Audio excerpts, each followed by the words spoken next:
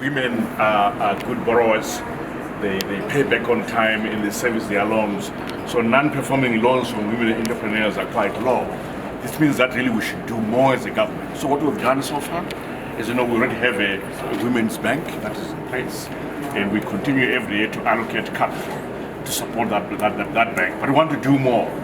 For example, they are working on a prescribed asset status, so that when they can then partner with other investors such as the insurance companies, various pension funds, who then get brownie points from supporting the bank and then expand the capital base for the bank.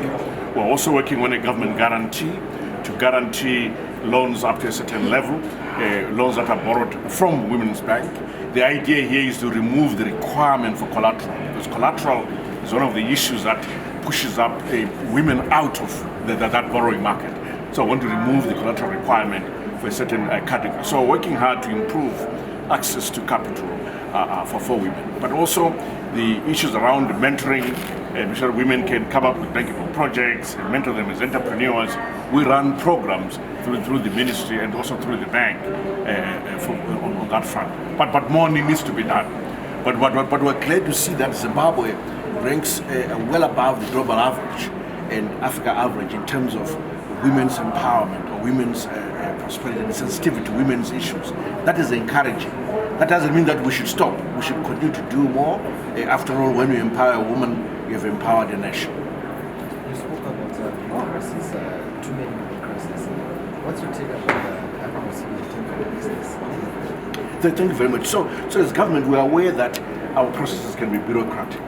Accessing certain licenses can take time and even the cost. So what we are doing is we put in place a team to look into that cost of doing business in terms of licensing, and we want to deal with this. We are aware that this is an issue. As I say, my family is in business for a start, so I experience it. There are no exceptions, by the way. That you're a minister doesn't mean that your cousin, your wife can get a simple, through pass. It doesn't work like that.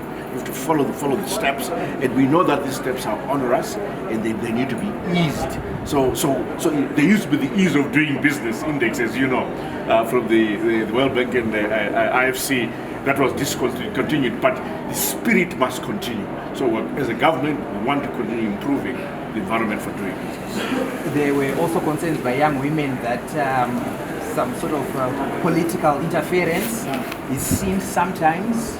Your comment on this when they want to start businesses? Yes, what they raised was that in some of the projects there's political favoritism, if I can put it that way, that people affiliated with one party or the other then get favors. Look, as a government, we don't operate like that. We're a government for everybody. Everybody must have access to opportunity equitably, and that's the spirit that we want to promote.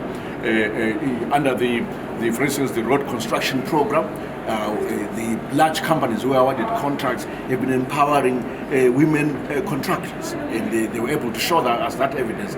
That's progress. That's what we want, and that empowerment should be right across the board and should be agnostic to political affiliation. Minister, you mentioned about the matching of deposits and reserves. Often do you think this should go into what I was mentioning was that at the current exchange rate of 25 ZiG to $1, it so happens that what has happened is that now we have really enough reserves to cover the entire ZiG deposits in our banking sector. So the current ZiG deposits are 10 billion ZiG, and the value of the reserves, the 425 million US dollars worth of reserves at an exchange rate of 25 also amounts to just about 10 billion. So we've more than adequate cover for ZiG through our reserves, and there's no reason really for the currency to come under any form of pressure.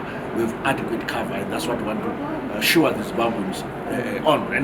And having raised the interest rates, central bank raised interest rates, as you know, all that is used really to demand, to remove the speculative demand for currency, to remove the froth. But also raising the reserve requirement does the same.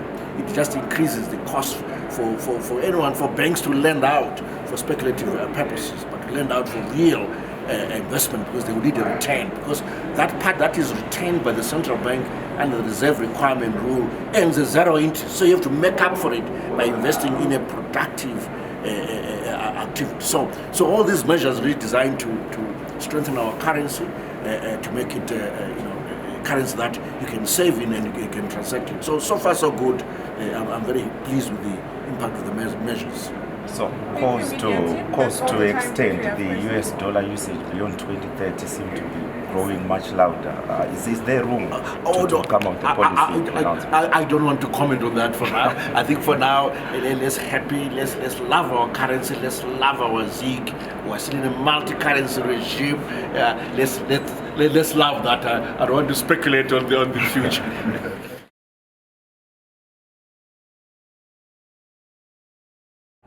I believe women are already the backbone of the economy. Because if we look at the statistics, given that they're correct, 70% of SMEs are women.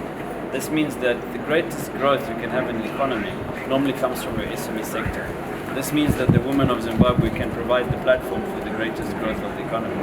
So I think it's a start today. It's an initiative, a novel initiative where our friends in Washington, D.C., the Atlantic Council, have taken time to come to Zimbabwe to showcase an index for the first time that is showing a positive light on Zimbabwe, that we're actually number 5 in sub-Saharan Africa, women's prosperity and economic freedom in Zimbabwe, above many of our neighbors and in fact above the global average.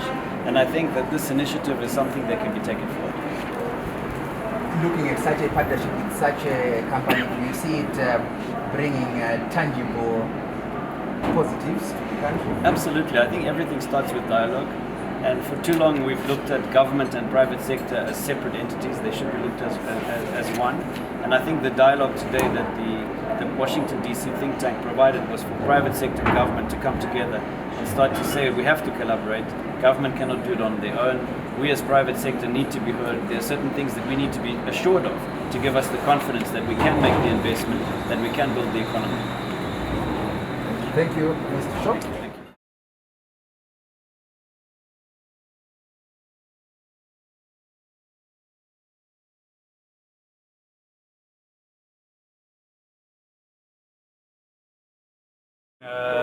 As I was saying today, women empowerment, I think, is something where Zimbabwe and the government has invested a lot, and we as European Union, we would like to stand ready as a partner to support that. I think women empowerment ranges from simply allow a woman to start a business, empower her also in taking decisions and being an active partner in social, economic and political life. And we as European Union, together with the EU member states as Team Europe, we are making available 250 million euros, a bit more in dollars, that sum, to help to make gender equality but women empowerment a reality. And we have seen today that many women are still struggling, and sometimes I also tell women you have to be courageous.